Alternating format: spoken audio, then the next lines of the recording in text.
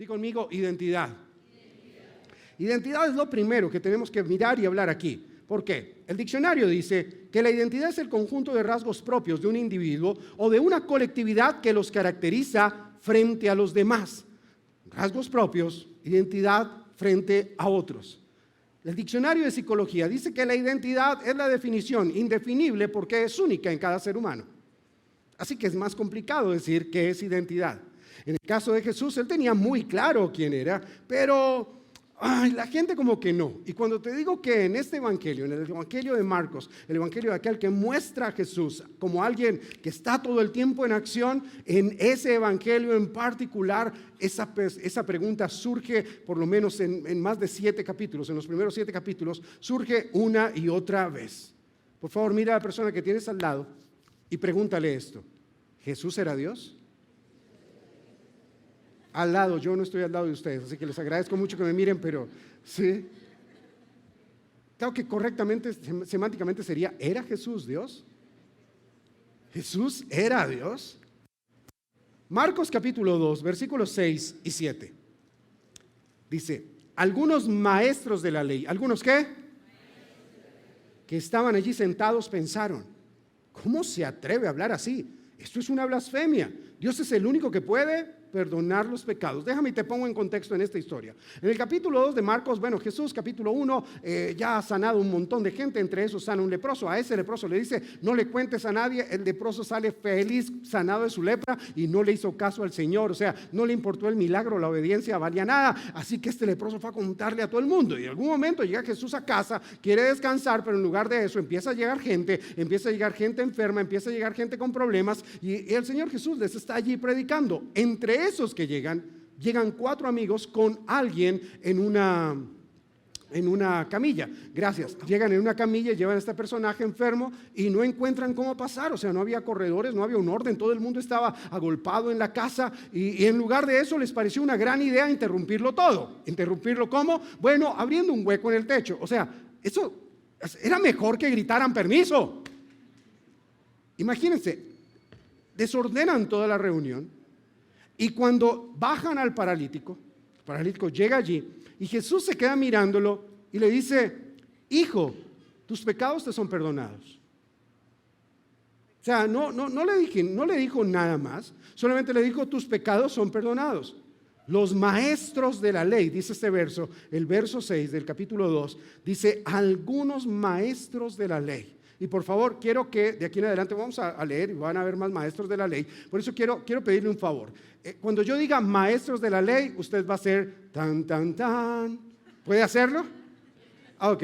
Dice, algunos maestros de la ley que estaban allí sentados pensaron, ustedes son lo máximo. Sí, o sea, la agarraron súper bien. ¿Cómo se atreve a hablar así? Esto es una blasfemia. Dios es el único que puede perdonar pecados. Solamente lo pensaron, pero Jesús veía las caras y sabía que estaban pensando. Y entonces Jesús los mira y los dice, a ver, ¿qué es más fácil? Decirle a este hombre, tus pecados te son perdonados, o levántate, toma tu camilla y anda. Entonces se quedaron callados. Y les dice, ok, levántate, toma tu camilla y anda. Y el hombre se levantó, agarró su camilla y se fue. Feliz. Primero no tuvo cómo entrar, después tuvo muy fácil cómo salir. Esto solamente a mí me puede hablar de algunas cosas, pero pues no es el tema central. Estamos hablando de que si Jesús era Dios, si solo Él podía perdonar pecados, ¿cómo fue que este hombre termina levantándose y cómo es que Jesús termina equiparando, haciendo exactamente lo mismo, los pecados o una sanidad, y los pone exactamente en el mismo plano? Hay muchos de nosotros que consideramos que Jesús sí puede perdonar nuestros pecados. Sí, Jesús puede darnos vida eterna, pero sanarme, no puede. Tengo una hernia, pastor. No, pero una hernia es muy difícil, pero perdonar mis pecados sí es. Te pregunto, ¿cómo es un pecado? No cómo se comete, no. Sino cómo es un pecado. ¿Lo has visto? ¿Has visto al pecado alguna vez? ¿A qué huele el pecado? ¿Cómo se ve el pecado? ¿Alguien lo ha visto como tal? Fíjate, es algo espiritual. Fíjate que este hombre necesitaba que algo espiritual fuera descargado de su vida. Porque, si te pregunto, ¿cuánto pesa la culpa que acompaña al pecado? Esa tenía paralítico a este hombre. Y a muchos no nos tiene paralíticos, pero sí nos ha tenido en la misma situación, detenidos en la vida, llenos de temor, llenos de decepción hacia nosotros mismos y no nos permite avanzar. Y me gusta que Jesús le dice a este hombre: te perdono los pecados. Los demás dicen: oh, solo Dios puede perdonar. Da la misma si perdono pecados o le digo que se levante y sane. Pero él necesita una sanidad de su alma para poder entender que sus piernas van a funcionar. Escúchame bien, Jesús ya perdonó todos tus pecados de la misma manera que ya pagó el precio por la sanidad de todas tus enfermedades. No hay nada que detenga ese poder y esos milagros en tu vida. Jesús era Dios. Ahora, vamos a chismear aquí un poquito, así que pregúntele a la persona que tiene al lado: ¿y Jesús era un pecador? Pregúntele así: ¿Jesús era un pecador? Porque es que era lo que la gente decía, ¿no? Estamos hablando de lo que la gente decía. Mira por qué te digo. En el versículo 7 ya está sanando al paralítico. Y en el versículo 15 pasó por el lado de Mateo, lo llamó y ya está en la casa de Mateo cenando. Esto no es el mismo día, pero parece que fuera el mismo día. Marcos capítulo 2, verso 15 al 16 dice: Leví, que es el mismo Mateo, lo único es que algunos lo declaran en griego y otros ponen su nombre en hebreo, así que es lo mismo. Leví invitó a Jesús y a sus discípulos a comer. Esos discípulos me caen bien, ¿verdad? Los que lo invitan a uno a comer, ¿verdad? También invitó a comer a muchos cobradores de impuestos. ¿Quién? Leví. Mateo está invitando a todos sus amigos y a otros pecadores. Ya eran muchos los que seguían a Jesús. Verso 16. Cuando algunos de los maestros de la ley, que eran fariseos, vieron a Jesús comiendo con aquella gente, le preguntaron a los discípulos: ¿cómo es que éste come con recaudadores de impuestos y con pecadores? ¿Sabes? Sucede algo en el tiempo de Jesús. El grupo de los fariseos, que no eran gente mala, de hecho eran gente muy buena, eran los maestros de la ley, los guardianes de la palabra del Señor, los que ardían en celo por Dios, de verdad, eran gente bien. Pero ellos tenían algunas mañas que eran terribles. ¿Como cuál? Ellos consideraban que eran superiores a todos los demás seres humanos sobre la tierra. Y los judíos tenían que ser así. De modo que un maestro jamás podría hacer un negocio, tomar la mano, visitar la casa de alguien que no fuera judío o que fuera reconocido como un pecador. Entonces, cuando ellos ven a Jesús, ¿cuando ven a quién? Sentado en la mesa con cobradores de impuestos, que los cobradores de impuestos de la época trabajaban, eran judíos también, que trabajaban para el imperio romano, y ellos a este tipo de gente, a los cobradores de impuestos, los consideraban traidores a su nación por la manera en cómo cobraban. Sí, a veces se pasaban también de cobradores, por eso eran considerados el peor grupo de pecadores. Y cuando ven a Jesús, fíjate en algo, y quiero resaltarte esto: hablaban de que Jesús era un pecador, pero eran tan cobardes que no eran capaces de decírselo a Jesús. Empezaron a rondar un comentario, una frase suelta en medio de los discípulos de Jesús. ¿Cómo es que éste come con pecadores? Lo rebajaban por completo. ¿Cómo es que él, su maestro, si es que llega a ser maestro, mira que ponen en tela de juicio todo en su vida, come con pecadores? ¿Jesús era un pecador? No, la Biblia dice en el libro de Hebreos que Jesús jamás cometió ningún pecado. Eso dice la Biblia, que fue tentado en todo al igual que tú y yo, pero que jamás cometió ningún pecado. Pero lo que sí es cierto es que Jesús sigue sentándose en la mesa con pecadores como tú y como yo, que necesitamos recibir de ese amor día tras día. De hecho, lo digo así: ¿qué sería de nosotros si Él no hubiese visto nuestra vida, si no hubiese visto nuestra condición, si no nos hubiese encontrado tal como estamos, tal como estábamos, o algunas veces, a veces como estamos con las situaciones que se presentan en nuestra vida, que las abrazamos y nos llevan a literal, se sienten como si fueran abismos emocionales fuertísimos? ¿Qué sería de nosotros si Jesús no se siguiera sentando a la mesa con nosotros? El problema que a veces tú y yo tenemos es que tomamos estas mismas prácticas que tenía esta gente del siglo I, y entonces ahora somos cristianos y nos creemos mejor que los demás.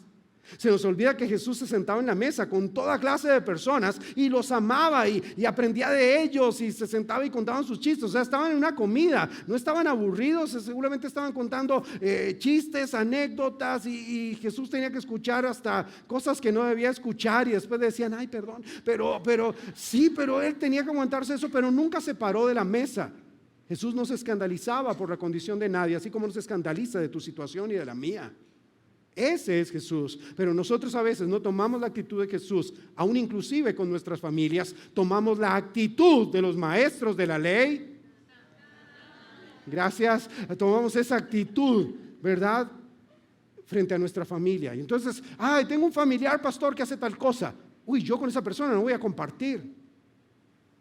Es que me invitaron al matrimonio de no sé qué, pero allá van una gente que, terrible, pastor, son pecadores terribles. Se nos olvida que quien se sentó a nuestra mesa, quien llamó a nuestro corazón, quien nos ha guiado para que ahora nuestra vida sea transformada por su palabra es Jesús.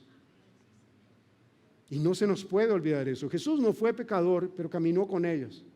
Siempre mostró su gracia y su misericordia. Y si Jesús puede hacerlo, ¿crees que tú y yo podemos hacerlo también? Podemos acercarnos a personas. Igual, nosotros tú y yo seguimos siendo pecadores. Estamos en restauración. Claro, nosotros somos pecadores y debemos vernos como pecadores, aunque Él cuando nos ve santos. Eso es otra cosa que pertenece a otra enseñanza también. Pero di conmigo, Jesús, gracias por sentarte a la mesa y compartir conmigo que soy un pecador necesitado de ti. Amén y amén. Número 3, esta sí solo la pregunto yo, ¿ok? Porque es que es muy fuerte esta pregunta. Número 3, ¿Jesús era un enviado de Satanás? ¿Era un emisario de los infiernos? Dice Marcos capítulo 3, verso 22. Los maestros de la ley que habían llegado de Jerusalén decían, los demonios lo obedecen porque tiene a Belcebú, el príncipe de los demonios. Esta gente era más atrevida, o sea, ya se pasaban solamente de pensar, ¿será que es el Hijo de Dios? Es un atrevido. Ya después empezaron a regar rumores entre sus discípulos. Su maestro como que no es tan santo, como dice. Y ahora lo están acusando de que está endemoniado. ¿Y todo por qué? Escucha esto, en el libro de Marcos, casualmente, no son personas los que reconocen a Jesús como el Hijo de Dios. Si tú lo estás leyendo, te vas a dar cuenta, o si lo vas a leer, que te animo a que lo leas, te vas a dar cuenta de algo. Son los demonios los que cuando ven a Jesús dicen, wow, ¿qué tienes contra nosotros? Jesús, hijo de David. Jesús, tú eres el Hijo de Dios, ¿qué estás haciendo aquí? Inclusive hay en uno que viene y se postran delante de él y le dice, Jesús, hijo de David, ten compasión de mí, libérame. O sea, aún los demonios reconociendo, pero personas no reconocían a Jesús. Es muy, muy curioso ese evangelio. Y en eso, entonces Jesús da una de las enseñanzas más increíbles que hay. Llega y les habla y les dice, mire, el infierno no puede estar dividido porque una casa dividida contra sí misma no prospera. Así que el infierno tiene su orden y ellos están bien ordenaditos. Así que con ellos no se metan. Pero, tengan cuidado con algo. Porque toda blasfemia, todo pecado, dice el Señor Jesús, Marcos capítulo 3. Todo pecado podrá ser perdonado menos la blasfemia en contra del Espíritu Santo. Me encanta Jesús como es de práctico. Dice, puedo perdonar todos los pecados. ¿Cuántos? Menos uno. La blasfemia en contra del Espíritu Santo. El Espíritu Santo se puede entristecer, eso es una cosa, cuando nos ve haciendo lo incorrecto, sabiendo que no debemos hacerlo. Pero ya cuando vamos a blasfemar, una cosa es que se entristezca por la manera en cómo nos comportamos y otra cosa muy distinta es que cuando se aparta de nosotros. Esas son dos cosas distintas. Y cuando se aparta es porque ya lo hemos ofendido demasiado. Pero Jesús no era primero era Dios, segundo no era un pecador y tercero no estaba endemoniado. De hecho pone en claridad muchísimas cosas ahí en este evangelio. Ahora, ¿quién es Jesús entonces y de dónde viene su autoridad? Sigue Jesús andando por el camino, vamos al capítulo 4, versículo 40, y dice, y Jesús les dijo a sus discípulos, ¿por qué tienen tanto miedo? ¿Acaso no tienen fe? Y ellos asustados se decían, ¿quién será este que aún los vientos y las aguas le obedecen?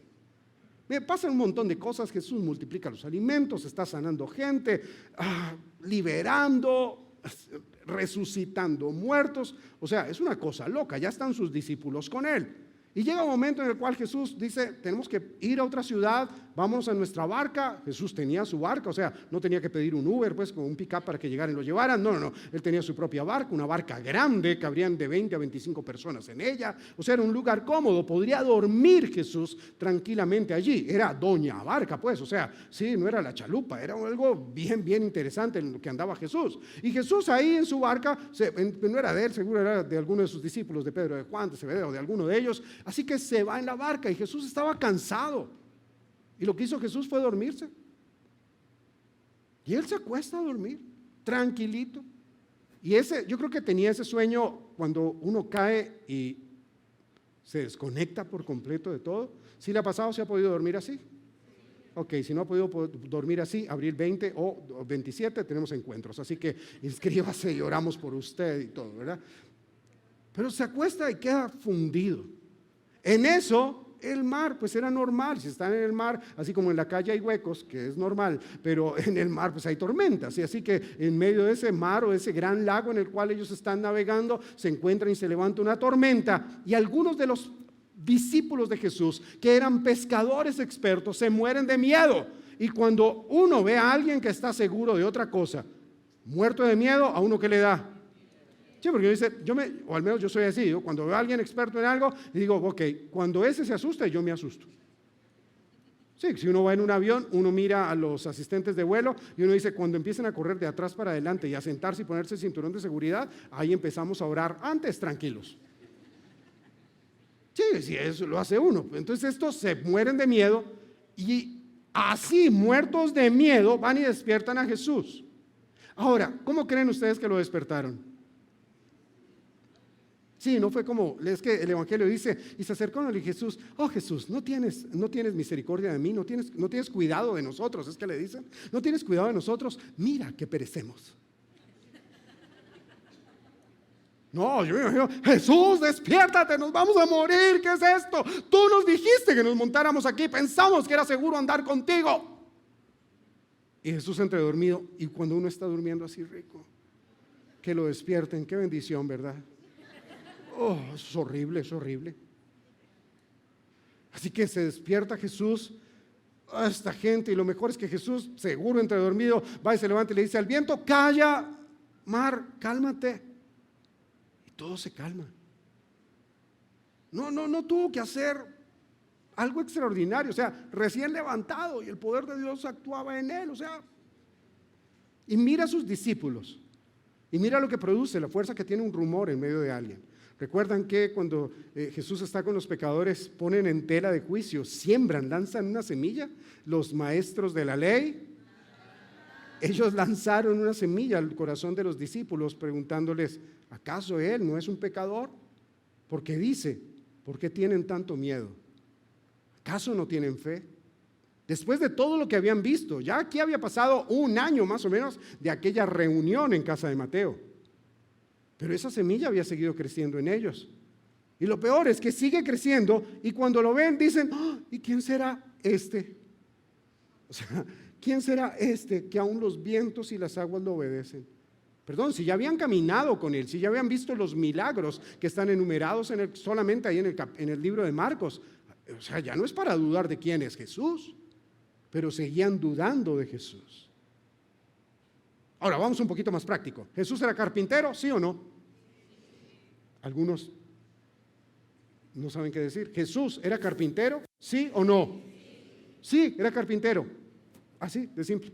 Él aprendió el mismo oficio que tenía su papá, José. Él aprendió y era un buen carpintero. Dice, cuando llegó el día de reposo, Jesús fue a enseñar en la sinagoga. La sinagoga era un lugar como este que había en todas las ciudades o poblaciones judías en los cuales ellos se reunían cada sábado o inclusive todos los días podían ir a ese lugar a orar. Así que era un lugar así. Y dice, y muchos que lo escucharon se quedaron boquiabiertos. ¿Cómo estaban? Y se preguntaban. Mira lo que preguntaban. O sea, se quedaban admirados, maravillados por los milagros que estaban viendo. No era cualquier cosa. O sea, dice que Jesús estaba allí haciendo milagros, lo escucharon y quedó increíble. Y decían esto, ¿de dónde sacó tanta sabiduría y el poder para hacer los milagros que hace? Pues es el carpintero. ¿Es el qué? ¿Es el qué? Estaban en la sinagoga escuchando un maestro, pero ellos dicen, no es un maestro de la ley, es él. Hijo de María, hermano de Jacobo, que es Santiago, ¿verdad? El que escribe la carta de Santiago, José, Judas, no el que lo traicionó, sino otro Judas que escribió luego la carta de Judas, y Simón y sus hermanas viven aquí mismo. Y estaban escandalizados.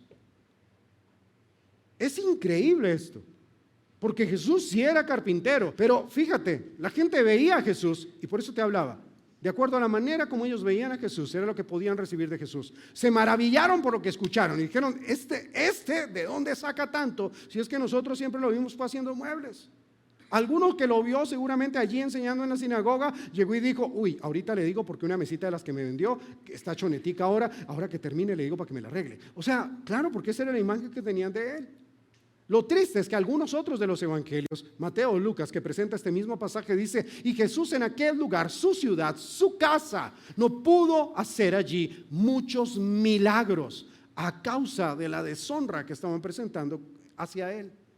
Sí, pero lo conocimos. Seguramente alguna señora decía, pero mire ese Chuchito, él corría con su Mercedes y miraba a su hijo y le decía, él era amiguito suyo, ¿se acuerda? Ustedes jugaban a las escondidas. Así era como hablaban, y entonces se quedaron con esa imagen de Jesús. Por causa de eso no podían recibir de Jesús lo que debían de recibir de él. Creo que a ti y a mí también nos pasa con personas que a veces dejamos de ver durante un tiempo, pero se queda un juicio de valor en nosotros hacia ellos. Y cuando quedamos con esos juicios de valor negativos hacia las personas, nos perdemos lo que esas personas son ahora. Porque todas las personas estamos cambiando, todos cambiamos, de un momento a otro vamos cambiando, vamos creciendo un poco más, vamos madurando, es lo normal. De repente algunos no, pero es lo normal que todos crezcamos. Y en medio de ese crecimiento necesitamos descubrir lo que es. Y cuando estas personas veían a Jesús como un simple carpintero, se estaban perdiendo de todo lo que el reino de los cielos, no lo que solamente Jesús, sino lo que el reino de los cielos tenía para ofrecerles a ellos. Maestros de la ley nunca conocieron a Jesús porque siempre se quedaron con su opinión. Algunos de sus familiares, de hecho, Santiago, Judas, ellos vienen a reconocer el señorío de Jesús un tiempo después porque hasta su familia decía, Jesús está loco. Lo reconocen después de su muerte y su resurrección.